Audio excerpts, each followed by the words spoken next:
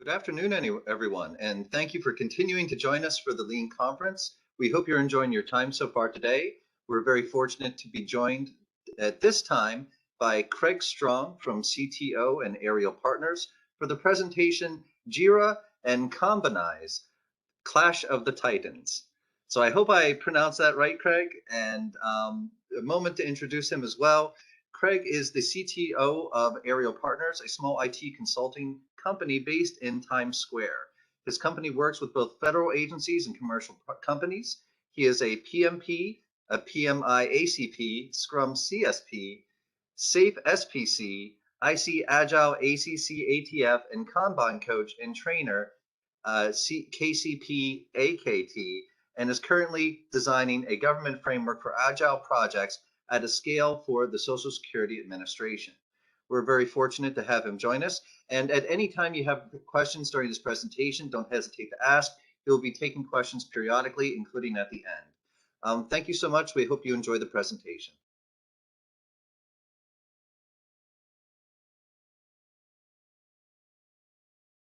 Very much, and hopefully the screen is coming through fine, and the sound and everything.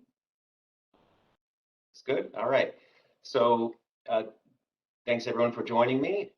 Like I said, today what I'll be talking about is Josh already introduced me, so I'll skip over that. Talk about the context for the case study that I'll be presenting.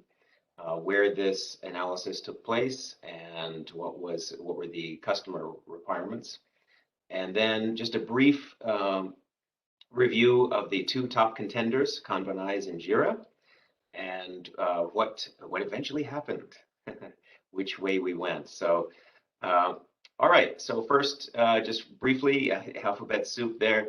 The reason for that is I do work in the federal government a lot. You can see my company does work with the FBI and other federal agencies, and they tend to like a lot of certifications. So that is the reason for that alphabet soup there. So very briefly about my company, we do a lot of different training, and one of the most relevant ones is we do training with Jira and with Kanbanize and Kanban. So picking between Jira and Kanbanize is almost like picking between two of your children. It just it's not you can't have favorites.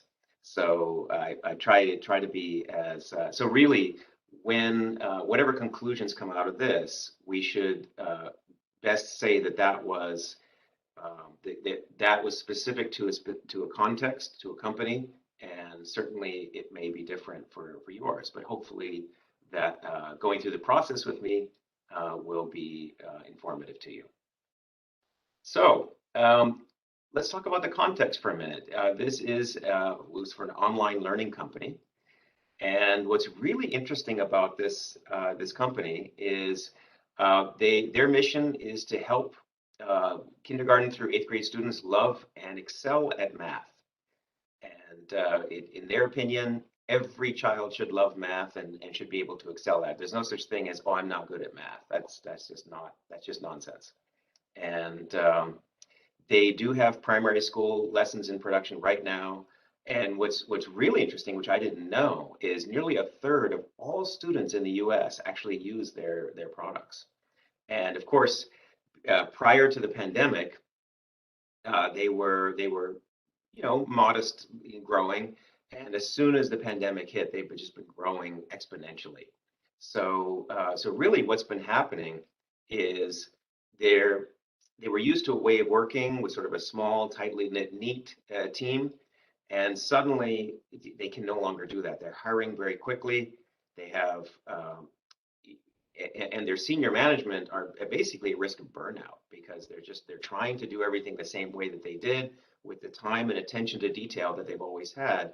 And it's just, when you have so many people, it's really impossible. So they needed a new way of working. And with that, we knew we needed an electronic tool, right? With everyone working from home. Unfortunately, alas, it breaks my heart as a Kanban coach, but stickies and post-it notes, post-it notes and whiteboards no longer be sufficient. So let's look at how their business works, and um, what their content looks like. So essentially, they deliver one grade per year. So every year they're extending out through middle school. And let's look at what grade 7 looks like. In general, there's these missions, and to complete a mission, it's about between 8 and 10 per grade. And each mission will have a series of lessons. So that's how the content is structured. And that's how so the kids will complete lessons, which will enable them to complete their missions, and then that rolls up to the grade. So that's the basic structure. So what were they using when we started this? They were using Pivotal Tracker. Here's a picture of it, a screenshot. And you can see that, they started out with Scrum, but the sprint time boxes didn't work out so well for them. And let's talk about that. Well, why was that the case? Well, they had a lot of urgent, unplanned work coming in the middle of the sprint.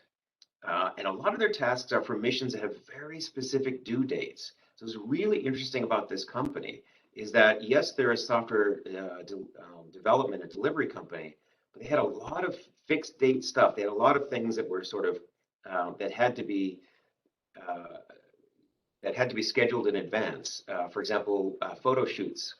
Um, they had voice actors. They had all these different things that were in the physical world that were not so easy um, to reschedule. So they had a really interesting mix between a lot of, flowing type of work, which is the typical work that we associate with software development, but a lot of fixed date work as well.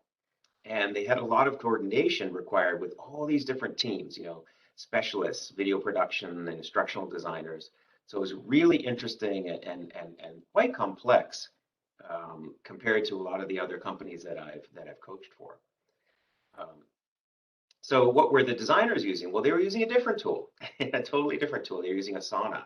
So here's a screenshot of Asana. And why did that work well for them? Well, it worked for them because basically, when they're producing a new mission or a new lesson, there's just a whole checklist of things they have to get through. They have to, and you can see. I know it's very faint, maybe difficult to see, but upload videos and edits for the lo-fi. So they would go through wireframes and low fidelity videos, and then high fidelity, and all the storyboards and the scripts and all that stuff. Almost like shooting a movie. They're basically shooting a movie. So if you think about, shooting a Hollywood movie, there's just a lot of things, prep for shoot, post shoot. So they wanted to track all those things, and having these checklists that Asana provides was very useful for them. They were coordinating with a lot of external stakeholders, so a lot of coordination as well. So you know, it's not like a typical Scrum team where you can just focus in your team and everyone's sort of handing off and working like a SWAT team. You've got this tremendous amount of coordination all over the place with lots of different people, some of which work for you, and some who don't. So very interesting, challenging environment. So of course, that was not the end of the story. Turns out that quite a lot um, of their work required planning and sort of a timeline. And you can imagine that, right? Setting the timeline, because they have to work backwards. If the shoot has to happen here, then that means we need to have this script done by here, and the high fidelity here, and the lo-fi. So they would take these dates and then work backwards from them. And Agilists may be rolling their eyes now and saying, "Oh my God, we're back into Gantt chart, things like that." Well, these are realities for many companies out there, and so this is how they did it with Excel. So so basically, 3 different tools, multiple different teams, and just a lot to coordinate, and this was their context. So how did they get it done? Well, they made regular weekly deployments. So every week they made they had a full DevOps pipeline, and they were deploying automatically to production every Thursday. Constant improvements throughout. So they're quite agile, in fact. But many dependencies. So rescheduling was difficult. Was expensive. The scheduled production date, the voice actors, teachers, unique features. So there would be a lot of different new features that would be introduced, developed in the software, and those would be needed by the in the script and by the different in order to complete different lessons. So there's a lot of coordination required between the software side of the house and the other different stakeholders. And the new material cannot go live until an entire grade is finished. So they would go to production, they would have production users, but it wouldn't go live to the entire population, because obviously it wouldn't make sense for to have half a grade available for actual students. So that's sort of an interesting complication there. And so it's not that they couldn't, not like they didn't have the DevOps to do it. It's just that it didn't make sense for the customer to have incremental content until they could see an entire grade. So that's an interesting another wrinkle there.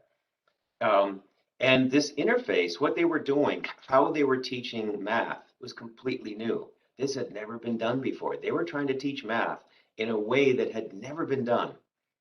And that's kind of the whole point. And so, because you're inventing something new, it's awfully hard to schedule that sometimes. So I'm going to have a breakthrough. I'm going to invent the light bulb in 2.5 days.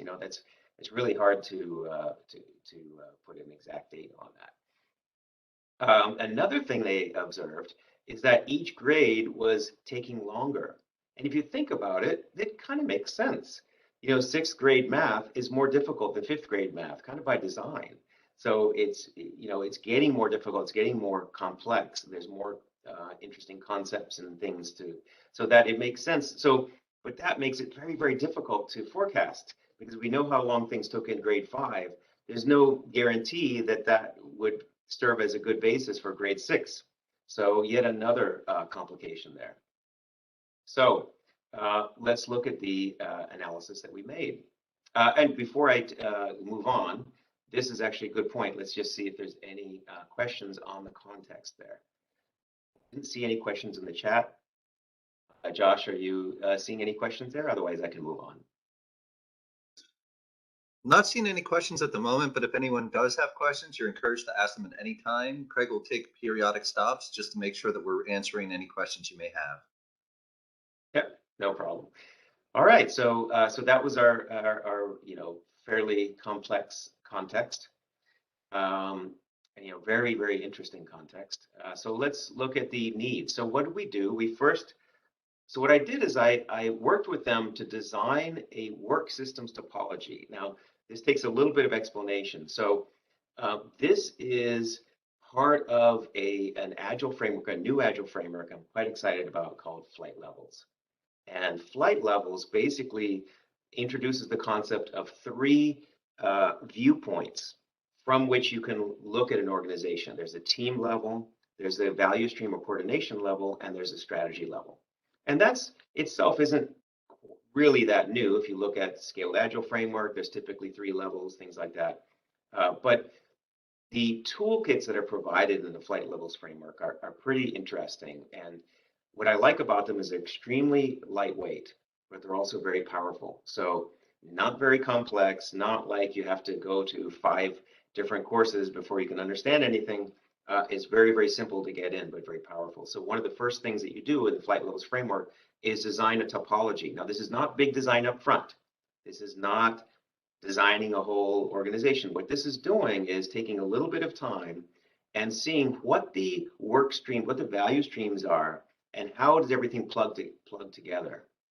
So we want to understand, we want to know what our strategy is. We want to map our strategy and see how we can map that to the actual operational teams, so that we know that we can track and make sure that all of the strategic objectives are actually linked to something that's really going on, and vice versa. Now, this does not mean that everything's flowing down from the top. Far from it. In fact, ideas come in at every level. This is merely showing you kind of a map. And the way that I like to talk about it is, if you're going on a cross-country trip, do you look at a map ahead of time? Of course you do. Does that mean that you've picked every single road you're going to take on the way there? Not necessarily. You just have sort of a basic idea, and you're comfortable enough to begin. And that's exactly what we did. So we have a basic idea of what the strategy level we needed, where the coordination points were, and what the teams were. So you can see that we had PDF printed materials. And to get those, we needed our content design team, our production team, and our UX design team. So it was just sort of a big picture map. Would this get refined? Of course, as we go through this, will get refined. But it basically gives you just a nice big picture view, basic big picture view. And then the idea is we start going to each team one by one and sort of building out our Kanban system and our Scrum system, our Agile system, and making improvements as we go. So, to reiterate this, some of the different ways to visualize it, here's one way. So you'd have your portfolio board, multiple value stream boards, and then teams. You know, this particular example is from a Kanban tool. You'll see this kind of structure in Scaled Agile framework and a lot of other frameworks. So it's fairly you know, non-controversial. Here's another way of looking at it: strategy, discovery. So these are different visualizations. None of them are perfect, but I think it's nice. It's sort of illustrative to look at that. It's a basic idea of what we're trying to do with flight levels. So the team had already been using Kanban for some time, and they wanted to continue with Kanban. So that's fine. So we needed to figure out, well, what kind of requirements do we have, you know, so that we could evaluate different tools we needed and that kind of thing. So here's just a quick list. I'm not going to go over it in too much detail, but just a couple of highlights I'll point out. One of the things that was very, very important to them was forecasting. And that's kind of interesting because you might say, well, can't we just use story points? Can't we use velocity? But what we're talking about is forecasting of many different kinds of efforts.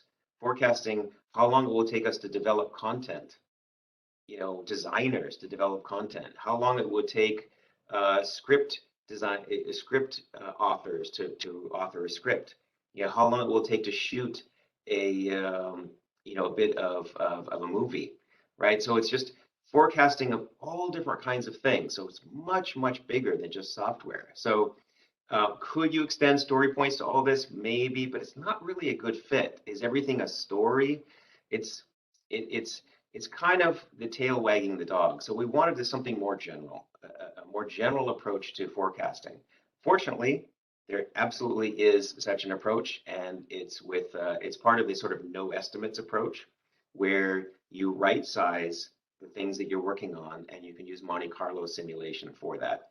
And the amazing thing is this Monte Carlo simulation, by the way, this is the same kind of technique that's used for forecasting hurricanes by the National Weather Service. So there's a lot of good real world examples of this kind of thing and how effective it is. Predicting the spread of diseases, you know, that kind of stuff. The growth of in migration of animals, that kind of stuff. So, but the good news is that kind of simulation is built into many tools today. In fact, if you go back to your organization and look at the tool you're using, you might well find that even if you're not using it, that capability is there. Version 1 has it, for example, Rally. So anyway, these are some of the requirements we had. So these are the tools that we shortlisted. And you can see that we shortlisted kind of the who's who of all the Kanban tools, as well as Jira. You cannot ignore Jira. It's kind of the elephant in the room. So very quickly, we shortlisted some of them based on our requirements. Unfortunately, there's a couple of the Kanban tools that weren't quite there yet. And this, by the way, is changing very quickly. So already this is out of date. This is about a year out of date. So the really good news, I'd have to say, from this exercise, I have come to appreciate that we are basically in a golden age of tools, especially Kanban coaches. We have not had tool support for a long time. And I'm happy to report that this has changed. Maybe that's a silver lining of the pandemic, that the tools have really gotten much better, and they can do quite a lot. So we did but you have to eliminate some. You do have to get down. So we basically arrived at Kanbanize and Jira. So what's so interesting is Jira and Kanbanize have completely different philosophies. So when you compare two different tools, you have to understand the philosophy. You know, what's the point of view? Because you don't want to take a square peg and shoehorn it into a round hole. You want to understand what is their point of view? What are they trying? What problems are they trying to solve? And then decide, that will help you decide if that's the right tool for the way you're trying to go with your organization. So, and neither one is right or wrong. These are just very different philosophies.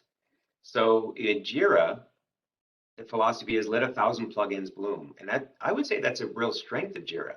They have an incredibly strong marketplace. If you haven't looked at the app marketplace, it's pretty amazing. There's some amazing plugins there, and the more coming every day, kind of like Jenkins. So Jira is very much that way. Kanbanize, batteries included. Everything is right there. So very different philosophy. You sort of buy Kanbanize, you know, pay one check, and you got everything. Jira, you're going to add a bunch of plugins. In Jira, and the question just came through, we share the slides, 100% slides, and I think even the video, I believe. In Jira, software engineering support is the most important. So Jira very much started, I know it's extending out of that a little bit now, but the way it started and still today, #1 focus is on supporting software development teams. Whereas with Kanbanize, it's really about planning and coordinating work, and many of their customers, maybe even most, are in non-IT. So it's a very different philosophy. Now they, you know, obviously there's a lot of overlap there, but it's interesting they're coming from these completely different directions. And finally, Jira is Scrum first, 100%. I mean, we have to say that. Now there is support for Kanban, 100%. There always has been, but it's really Kanban coaches will attest to the fact that it's sort of late and not as good as the Scrum support. Whereas with Kanbanize, you could say the opposite. Kanban first, yes, they support Scrum, but the support for Scrum is sort of secondary compared to their support for Kanban. So it's very, very much an opposite. So you can see we're really set up here for a clash of the titans. It's a little bit of an apples and oranges comparison in these ways. So interesting stuff. So what I did is I set up structured decision making. Now the only thing about this, this is from PMI actually. One of the tools I like from the Project Management Institute, structured decision making, the decision analysis and resolution, DAR. And you basically figure out your criteria, you give them a weighting, and then you rank everything. And it's supposed to be more objective. Now, of course, it's rubbish. It's really not objective at all. But at least it gives you a sort of a structured approach. And again, I caution you, these scores here are the scores I came up with. So they're already subjective, and they've already changed in the last year. There's certain things that have been added. So the scores would have to be changed if I were to redo this today. So really, this is just a, you know, a point in time where these tools were at some point last year. But anyway, that's what we ended up with, and you can see that we did end up with Kanbanize as the winner in that way. What was interesting is, I have to admit, Kanbanize, when I first started this process, was not my first choice. But as I went through it, I saw how many how amazing their support was. It really started to grow on me. So caveat, yes, moving target, things have changed considerably. So, all right, so I just want to go through quickly through some of the features of Kanbanize that I quite like, and then some of the features of Jira that I quite like, and then we'll have our conclusion. Before I go into that, any questions? Looks like there are not, so I will jump right in. Okay, so one of the interesting things that I wanted to do, and I haven't really seen this in any of the tools, is I wanted to visualize not only a board and a system of work, right? That's what a Kanban board is, or a Scrum board. You're visualizing the work for a team. I wanted to visualize the relationships between teams. That's a level above, and I think that's something that's really missing from all the tools today. So I wanted to show, so look at this. Basically here, we've got upstream teams and downstream teams. Now remember, the upstream teams are the ones that sort of fan out. They're producing options, right? They're creating wireframes, that kind of stuff. And the idea is they're going to create a lot of things, many of which may be discarded or changed. But then what they're doing is creating things that are going to be taken and digested and delivered by the delivery team. So you've got upstream teams, you've got downstream teams, and they connect into a value stream. So this is a value stream. And you can see that it all starts with product design, but in fact, there's another upstream team where the visual design is taking the ideas of the product design team and going further and creating wireframes and that kind of thing. And only then can it go to the actual software development teams. So you've got a really interesting connection there. And so what I did is and you can see where this comes directly from that initial mapping exercise that I did. Remember when I connected everything to the strategy board and all that stuff? So, and then in each one of these, the idea is you go into the team and then we can design a better Agile board for that team, whether it's an IT team or not. So we wanted to visualize that, and I wanted to show you here, this is Kanbanize. And you can see right on the front page of Kanbanize, I can visualize these value streams. So think of a CEO or a C-level executive coming into a tool. You know, when would a C-level executive ever fire up a tool like this? Well, they might, but imagine they could do that and they would come in and they'd say, here's my business. This is what my business does. And you can see all the different value streams. That is some high leverage stuff. So what I wanted to do, unfortunately, the tools don't support it yet, is to be able to have this kind of thing and then be able to click in any one of these teams to then go in and visualize what that team is doing. So I could basically have a nerve center for my entire business. So we're close to that, not quite there yet, but up here you can see it Kanbanize. Each one of these little cubes up here represents a team board. So we're close to that, not quite there yet. So this is the Kanbanize tool, Kanbanize board for the user experience design team. And what's interesting is you can see that the different columns here: wireframing, wireframe review, UX design, and you notice how I have different swim lanes here. So I can separate out my curriculum design from my application user experience design. Now it might be the same people doing both, but those are definitely two different work streams, if you will. So that by separating those out into two different swim lanes, it keeps that work separate. And the printed material down here in the bottom. And notice how what's another interesting thing about Kanbanize is for each of these user stories, because that's what they are, user stories, they can have multiple parents. So it's not a single inheritance hierarchy. So I can say, oh, this user story is required to complete this and to complete that. And that was incredibly important for this company, because they would have things where, yes, I need this to complete this shoot over here, but I also needed to complete this feature set for the software and to complete, something else over here. So multiple teams. So it's basically a way of capturing all the all the dependencies. And I could do that right on the front of the card here. So very interesting design there. The other, I know I'm only doing on time. Okay. So one of the interesting things as well is when you're in this view, there's a panel that can open up on the right-hand side. And what you can do is you can join two different work streams together. You can say, this is an upstream board for these different downstream boards. So you can see here, I'm in the UX design team. So what am I doing? I'm creating designs that need to be consumed by the different development teams. And I can show them here in sort of a miniature version. It's really interesting. So it's not the full board. It's a mini little version that shows up in a panel. And what's interesting about it is you can literally drag and drop your design here. And when you drop it, it says, oh, would you like to create a sibling card? And you say yes. And essentially what you've done is you've created a user story that's automatically linked to the user experience design, to the wireframe or the design, the high fidelity design that you've created. So this is a really, really convenient and quick way that a design team can just quickly, carve off user stories for the development team. So think about this, even in a Scrum team.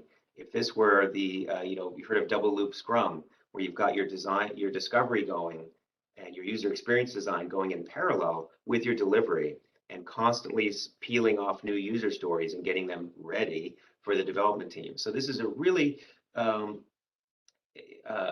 interesting feature in Kanbanize that makes this so natural and intuitive.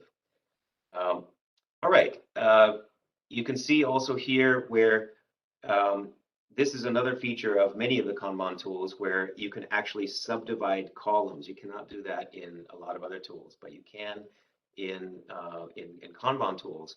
So what it does is it allows you to say, okay, in the development area, here's some user stories that are currently blocked, and we can sort of move them out. And is that necessary? Is it not? Is it a good thing or is it a bad thing? Well, it's a transitional thing. A lot of teams grow out of the need to do that, but it is nice for teams when they're getting started to be able to put things in sort of a blocked thing. It sort of highlights it so they can see it, and also it keeps it separate from other work in process limits and things like that. So that was a nice feature that they had. They've actually used this for other things as well, to track different different categories, major categories. So they've subdivided some of their columns. I can show that if we have time at the end. So one of the interesting things about Kanbanize is you see this set of swim lanes at the bottom. At the top, what they do is they show the aggregates. So you basically would have like your user stories on the bottom and your epics on the top. And it keeps those links together. So when you bring a user story into in progress, it automatically brings over the epic to in progress as well because of that parent-child link. All right, so and in fact, let me just show that real quick. Let's see here, student interface team.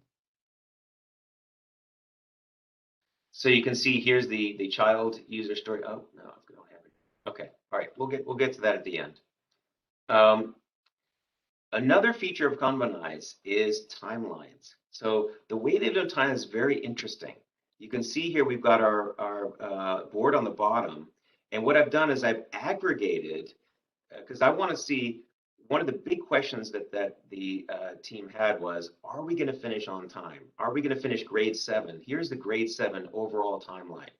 So you can see, and to finish grade 7, a myriad of things have to get done, right? By tons of different teams. You've got designers, instructional designers, and video shoots, and software development. All this stuff has to get done for grade 7.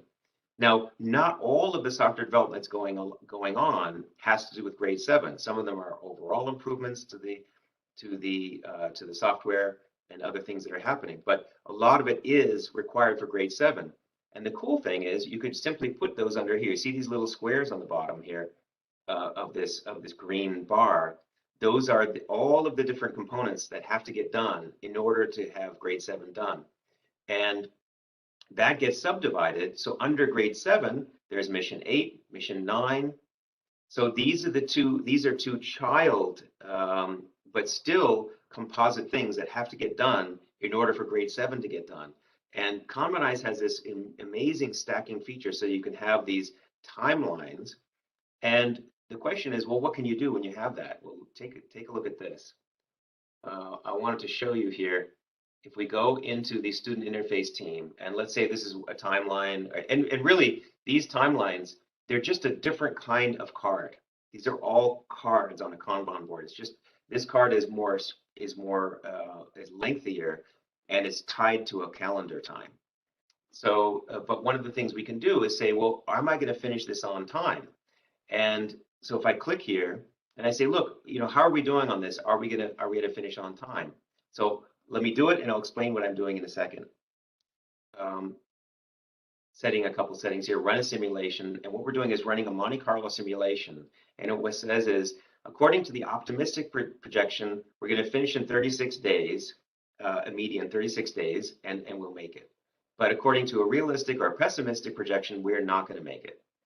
So, and you might say, well, how the heck can it do this? Well, what it does is it looks at all of the things that the team has done already. It looks at all the user stories that have been completed and the cycle times, how long it took every one of them to complete.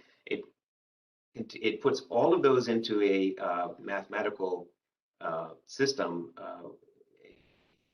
the Monte Carlo simulation, and it uses that as the basis of a projection.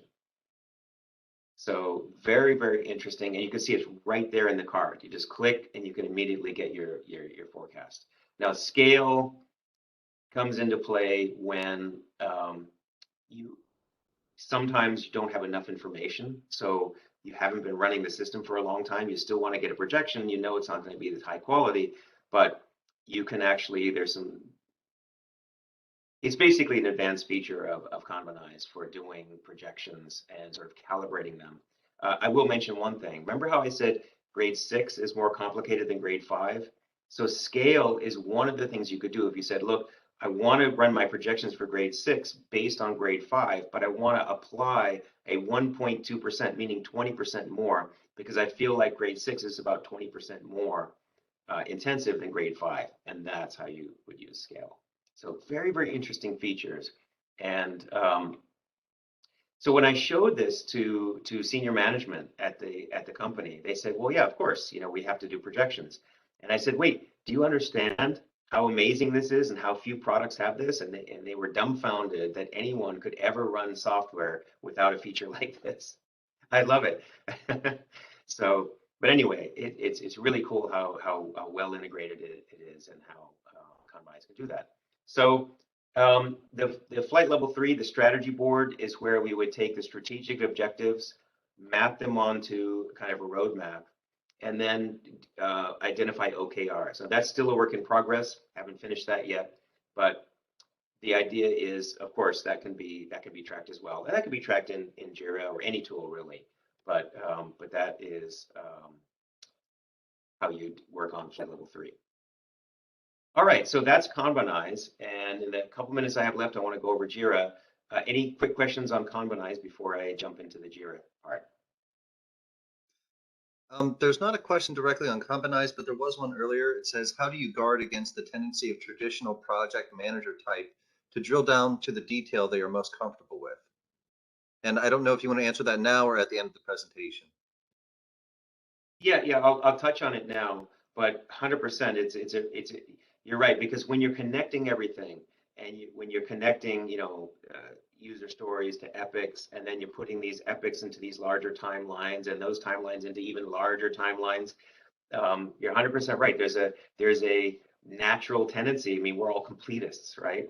Or many of us, I am. And you're like, oh, I got to fill that out. It's in this particular situation, it wasn't really a problem because there was simply no time. I mean, things are moving so quickly that they literally didn't have the time to sit there and try to fill out all the details. But you're right, there would be a tendency to try to do this sort of big design up front and fill in all the stuff. And that's where coaching comes in and things like that. Fortunately, that really wasn't an issue for this particular team. They had other challenges. But every company is different. But they had been running in Kanban for a while, so they were sort of comfortable with the fact of design, just-in-time design. And by the way that you handle that in Kanbanize is really cool. Let me show you real quick, because that's actually a fantastic point. Because you see how when I do this forecast, I'm forecasting the user stories that I have, or epics, or whatever, the items that I have here. But those may not be all the items, right? Because I haven't done big design up front. I haven't identified every single thing that I'm going to need, right? So the way Kanbanize handles that is in your forecast, you simply say in the advanced settings, how many additional cards do you expect? So in my experience, and that's actually not an easy thing to figure out, but in my experience, it's typically when I first do my design and just sort of quick, spend a couple of hours and we do our behavior-driven development session or a discovery session or whatever it is you're working with your product owner. We'll typically come up with a number of user stories. I typically multiply by 2. And I found that somehow 100%, I'm being 100% wrong is fairly consistent for me. But you can put a number of additional cards here, and you can even do what if scenarios. What if we had 100 additional cards? What if we had 400 additional cards?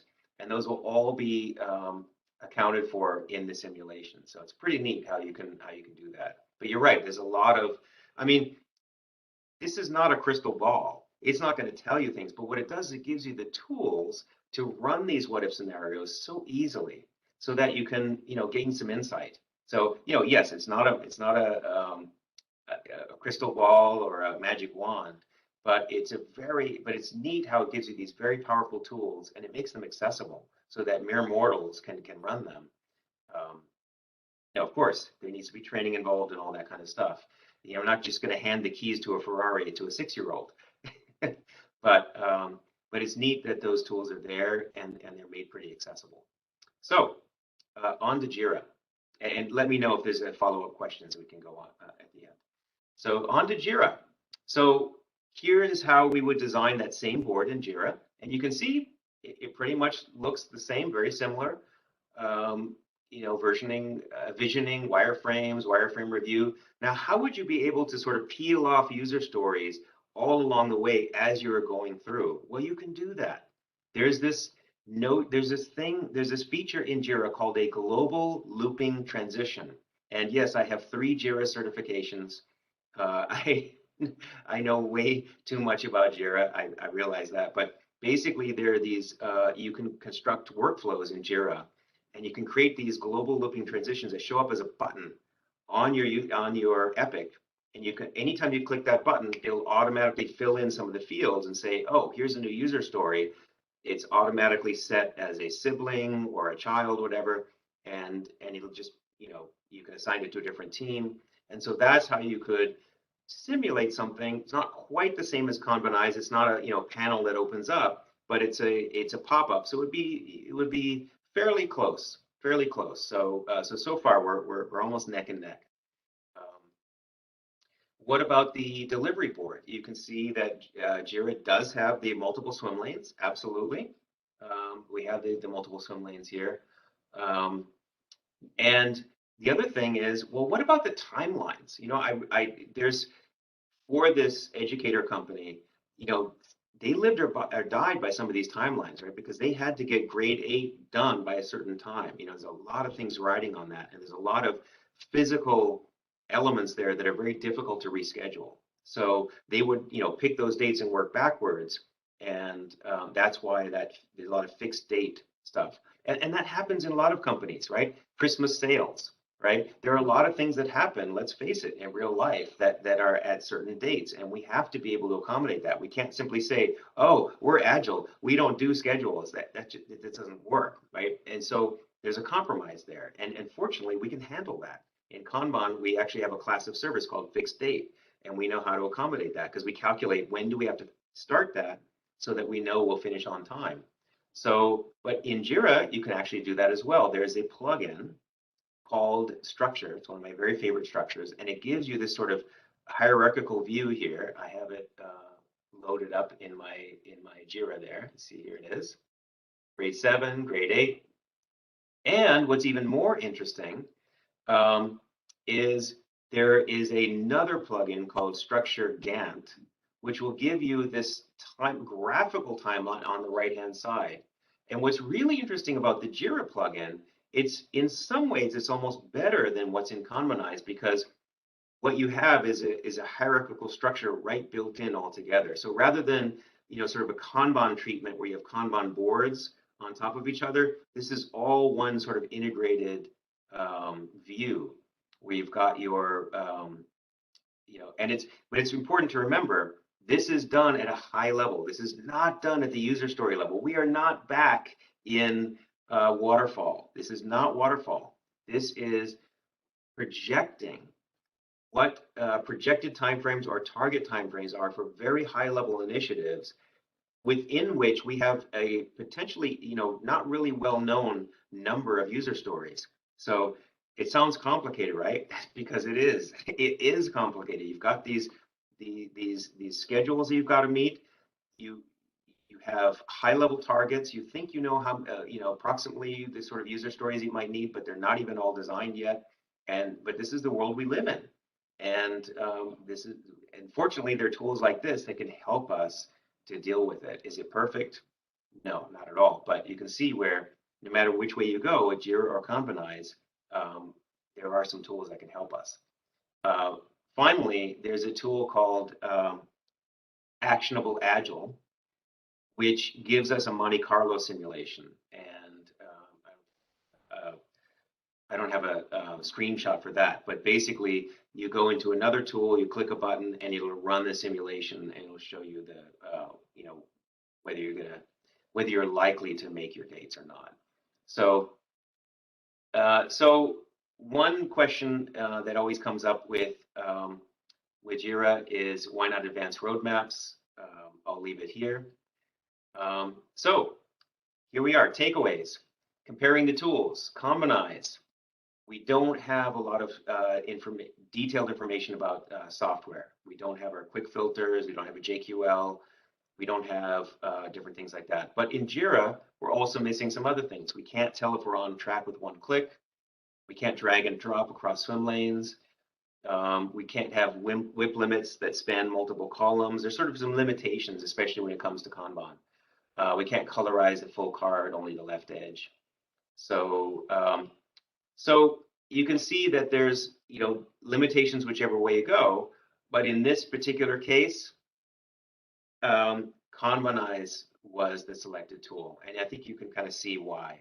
That what they needed was that flexibility and that ability to just make the projections right there with one click.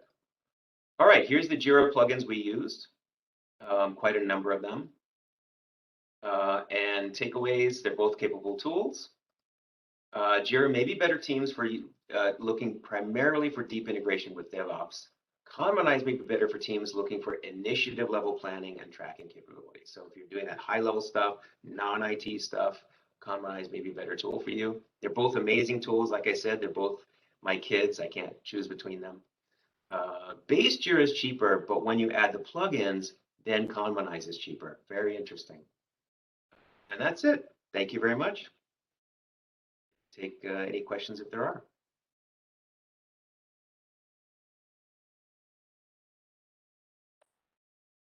Thank you so much for that presentation and for sharing your knowledge on this worthy topic. I don't see any questions at the moment, and I'll check in with our Harrisburg friends, but I do believe we are out of time. Okay. So if you do have additional questions, Craig's email is on the screen. We encourage you to reach out and share them if you do have them. Otherwise, thank you again, Craig, for joining us for the Lean Conference. We hope everyone continues to enjoy the conference, not only today, but into tomorrow as well. Fantastic. Yes, sir.